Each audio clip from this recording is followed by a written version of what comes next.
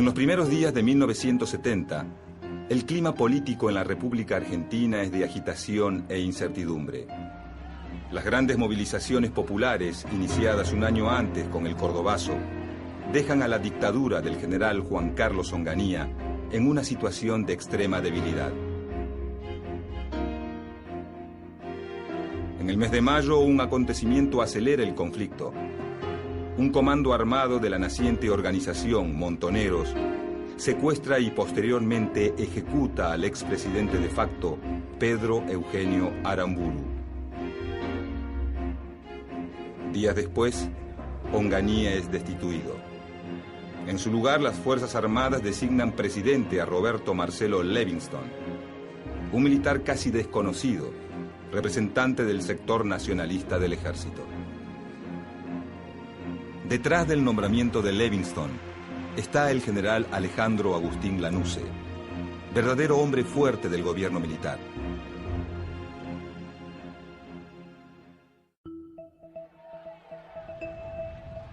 Llegado 1971, la situación del gobierno militar empeora. El creciente accionar de la guerrilla y un nuevo alzamiento popular en la provincia de Córdoba, conocido como el Viborazo, obliga al general Lanusse a tomar las riendas del poder. Tras su asunción, propone el GAN, Gran Acuerdo Nacional, un pacto político entre los partidos que incluye un llamado a elecciones para 1973. Con el GAN, la pulseada entre Perón y Lanusse aumenta.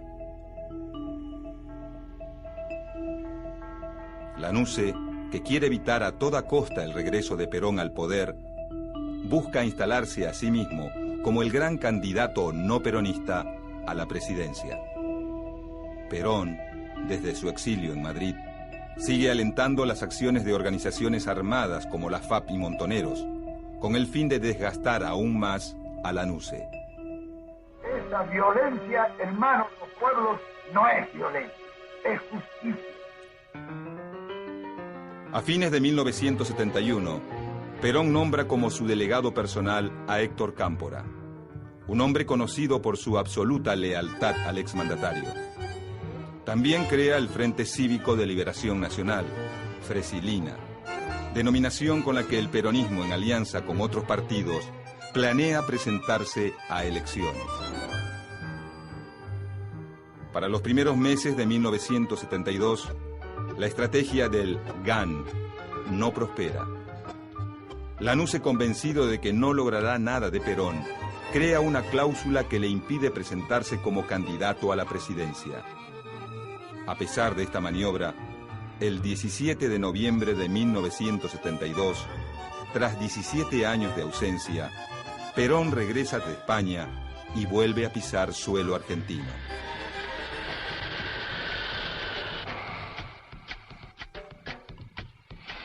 De este modo, el regreso de Perón forma parte de una acción que responde a la palabra empeñada.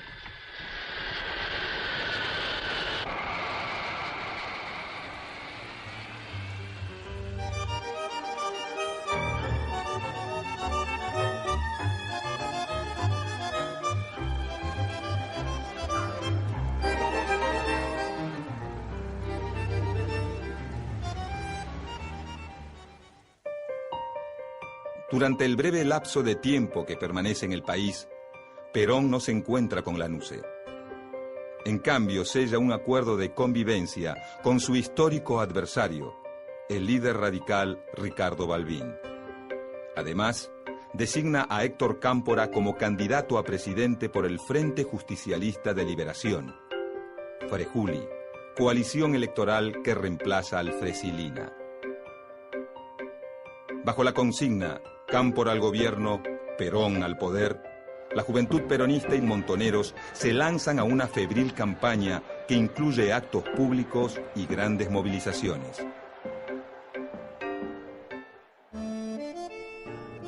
El regreso de Perón genera un cúmulo de emociones y expectativas distintas en sus seguidores. Para los históricos, como sindicalistas y dirigentes de la primera hora, su retorno significa una vuelta al pasado glorioso, a las políticas redistributivas y al estado de bienestar. Para los más jóvenes, como la juventud peronista y Montoneros, es la llegada al poder de un líder revolucionario que conducirá al país a la liberación nacional. Mientras que para la derecha del partido, Perón es el único con la autoridad suficiente como para acabar con lo que ellos llaman la infiltración marxista. Se refieren a la tendencia dominante en la juventud peronista y a Montoneros, organizaciones que han crecido mucho dentro del movimiento. Entre tanto, para la mayoría de los votantes no peronistas del Frejuli, Perón se ha convertido en un león herbívoro que tiende la mano a los radicales y busca la unidad nacional.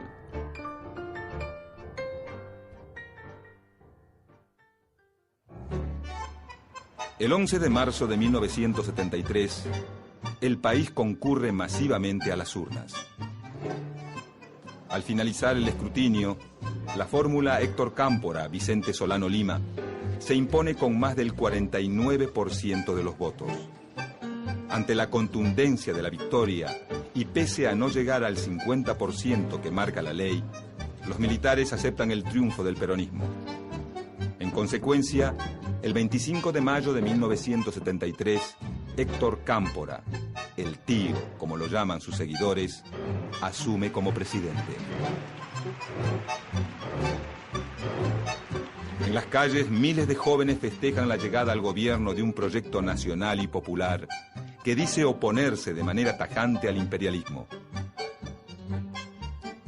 Durante la presidencia de Cámpora, la izquierda del peronismo ocupa puestos importantes en el gobierno.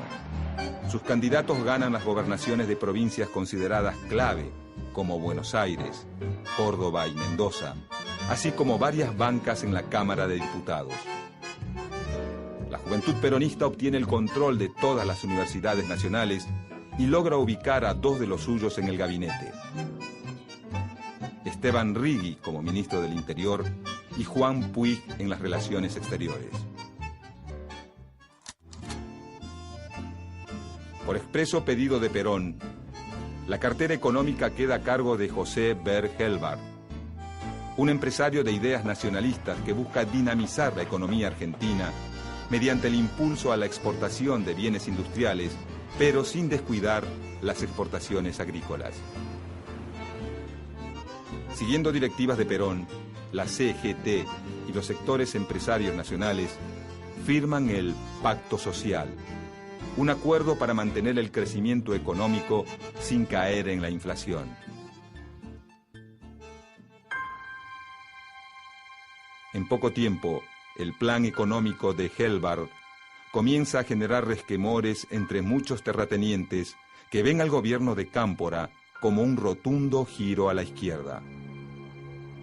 Esta visión es compartida por la derecha del peronismo.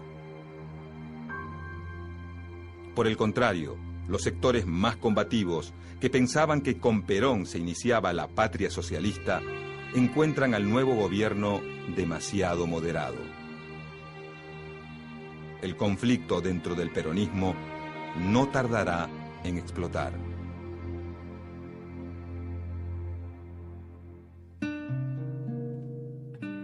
El 20 de junio de 1973 es el día elegido para el regreso definitivo de Perón a Argentina.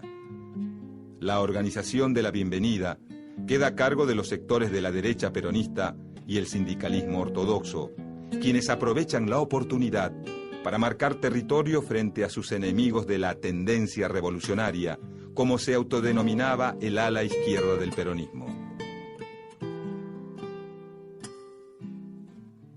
El día fijado para el retorno, mientras Perón sobrevuela el Atlántico, en el aeropuerto de Ezeiza más de 1000 custodios provenientes de los servicios de inteligencia, las distintas agrupaciones gremiales y la juventud sindical toman posiciones en el palco de honor.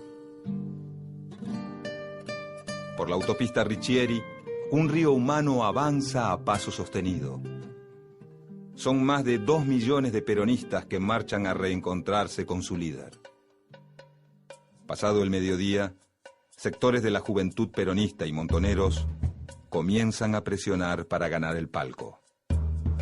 La respuesta de los ortodoxos no se hace esperar. En cuestión de minutos, todas las tensiones y resentimientos acumulados por ambos bandos estallan. La patria peronista triunfa a sangre y fuego sobre la patria socialista. Horas más tarde, sin poder reencontrarse con sus seguidores, Perón aterriza en la base aérea de Morón. Detrás suyo, bajan del avión el presidente Cámpora y el ministro de Bienestar Social, José López Rega. Uno de los dos es el gran perdedor de la jornada.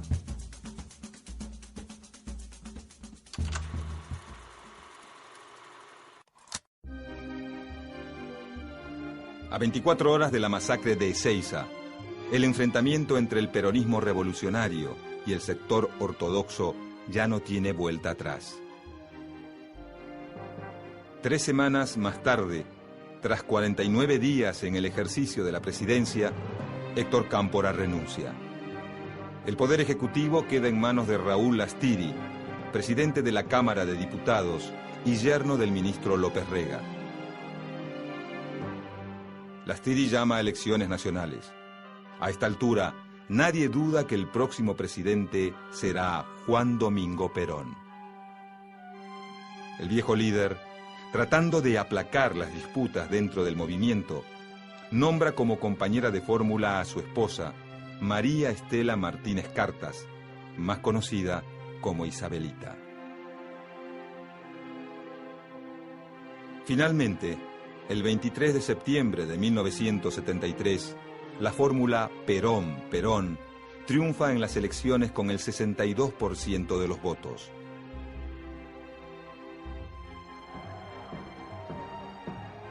Dos días más tarde, la organización Montoneros se cobra su desplazamiento del poder y los sucesos de Ezeiza, asesinando a José Ignacio Rucci, secretario general de la CGT y mano derecha de Perón.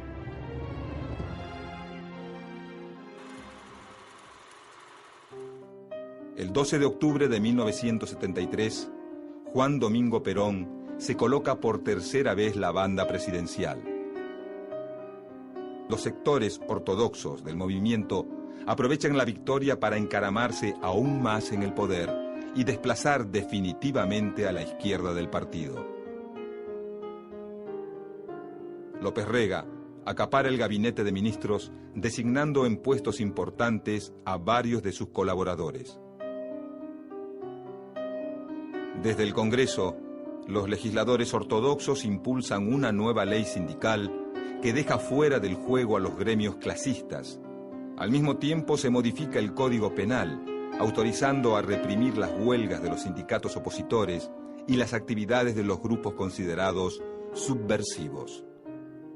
Como efecto de estas reformas, gobernadores, intendentes y legisladores cercanos a la juventud peronista y montoneros renuncian masivamente y muchos otros son obligados a hacerlo. Muy bien, señores.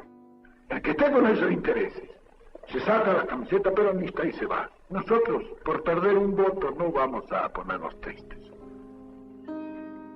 Sus puestos son ocupados por dirigentes afines a los grupos sindicales y a López Rega. Al comenzar 1974, el diálogo de Perón con la juventud es inexistente. La juventud peronista y montoneros atribuyen el silencio del viejo líder a un cerco tendido por Isabel y López Rega que impediría al presidente ver la realidad. Para esta época, el ministro López Rega crea la Alianza Anticomunista Argentina, AAA, órgano de represión ilegal, dedicado a la persecución, el secuestro y la eliminación de la militancia de izquierda, tanto la peronista como la que no lo es. Su principal base de operaciones funciona en el mismo edificio del Ministerio de Bienestar Social, cuyos sótanos son acondicionados como arsenal de armas y sala de torturas.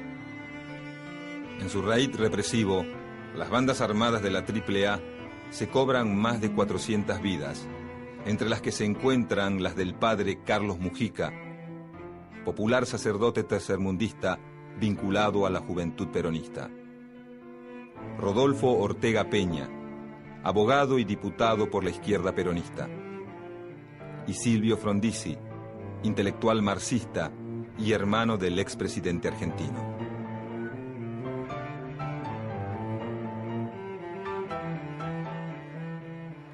Un nuevo 1 de mayo, esta vez de 1974, Perón vuelve a encontrarse con sus seguidores en el lugar fundacional del movimiento, la Plaza de Mayo. La Juventud Peronista y Montoneros esperan con gran expectativa las palabras de su líder. 21 años, y en este mismo balcón, y con un día luminoso como el de hoy, hablé por última vez a los trabajadores argentinos. Fue entonces cuando les recomendé que ajustasen sus organizaciones porque venían días difíciles. No me equivoqué, ni en la apreciación de los días que venían, ni en la calidad de la organización sindical, que a través de 20 años, pese a estos estúpidos que gritan... El insulto de Perón tiene un efecto sorpresivo sobre sus destinatarios, quienes no paran de entonar provocativas estrofas en contra de sus adversarios. Lentamente, el clima de la plaza se va caldeando. Las organizaciones sindicales se han mantenido inconmovibles y hoy resulta que algunos imberbes pretenden tener más mérito que los durante 20 años.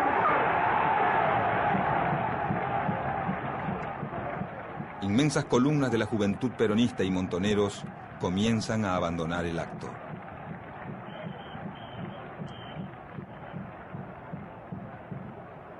La relación entre Perón y los sectores revolucionarios se quiebra.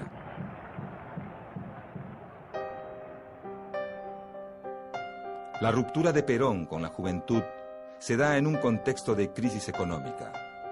Si bien el pacto social había conseguido frenar la inflación, una nueva crisis mundial pone a la economía argentina al borde del abismo. Pero la crisis económica no es la peor noticia de 1974. El 1 de julio, a los 78 años de edad, Perón muere. Ante la desaparición del viejo líder, el peronismo y el país olvidan por unos pocos días sus diferencias. Militantes revolucionarios y dirigentes ortodoxos hacen fila frente al Congreso para verlo por última vez.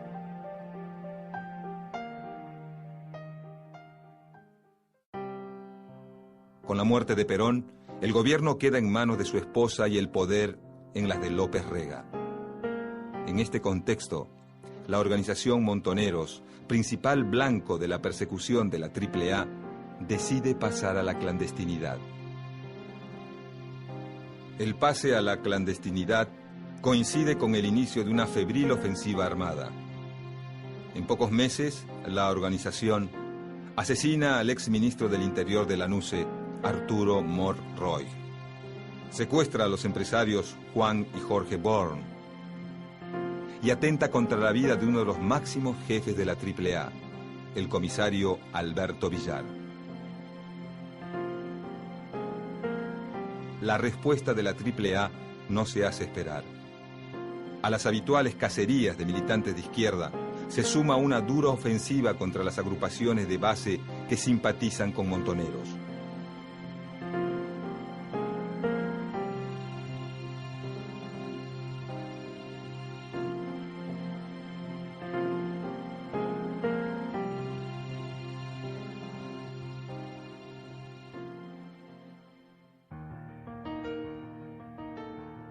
Con la llegada de 1975, la ambición de poder de José López Rega no conoce ningún límite, y su influencia sobre Isabel Perón es absoluta.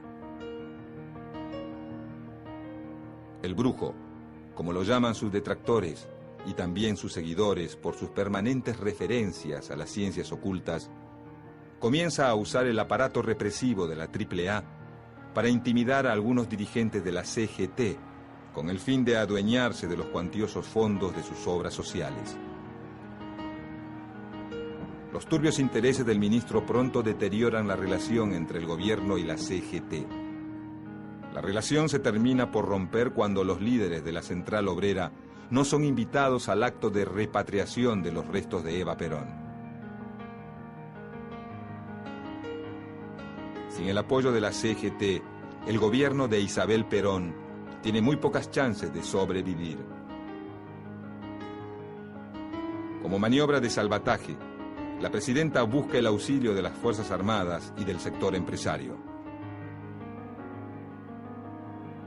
Como consecuencia de esta alianza, en febrero de 1975, de manera secreta, el Poder Ejecutivo firma un decreto en el que autoriza al Ejército a aniquilar el accionar de la subversión. Acto seguido, en la provincia de Tucumán, se monta el Operativo Independencia, cuyo objetivo era acabar con los campamentos guerrilleros que el Ejército Revolucionario del Pueblo había instalado en las zonas rurales de la provincia.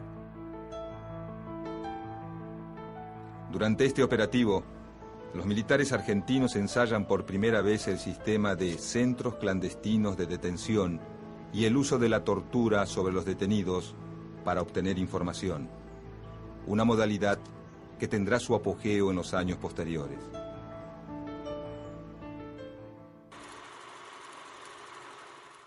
Para mediados de 1975, al sombrío panorama político se suma la debacle económica. En los primeros días de junio asume la cartera de Economía Celestino Rodrigo, un ingeniero industrial con fuertes vínculos con López Rega. A 48 horas de su asunción, el nuevo ministro lanza un feroz plan de ajuste que incluye una fuerte devaluación de la moneda y un brutal aumento en el precio de los combustibles y las tarifas. Este plan, bautizado popularmente como el Rodrigazo, provoca un cataclismo económico que empuja al gobierno de Isabel Perón a un callejón sin salida.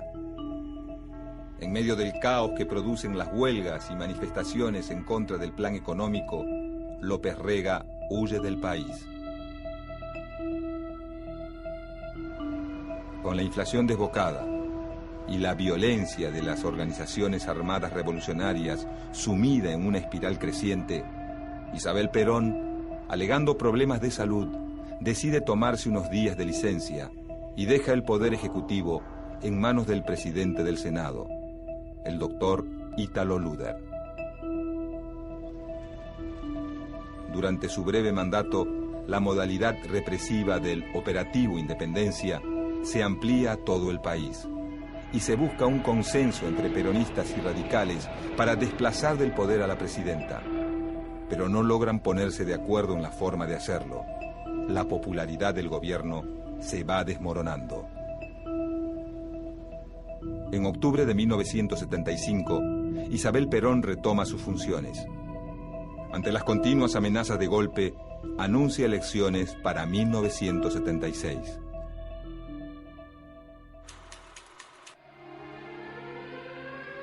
Las vísperas de 1976 presagian un año oscuro. En los últimos días de 1975, la Fuerza Aérea intenta un golpe de Estado, que al no contar con el apoyo del Ejército y la Marina, es rápidamente sofocado.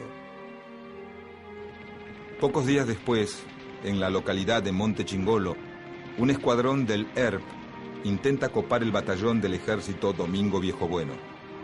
Esta operación, sin duda el golpe más ambicioso de la guerrilla argentina, culmina en una brutal matanza que diezma las filas de la organización guerrillera.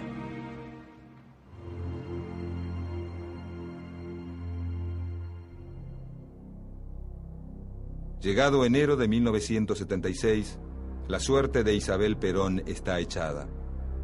Muchos sindicalistas, políticos y líderes guerrilleros, por distintas razones, apuestan al golpe.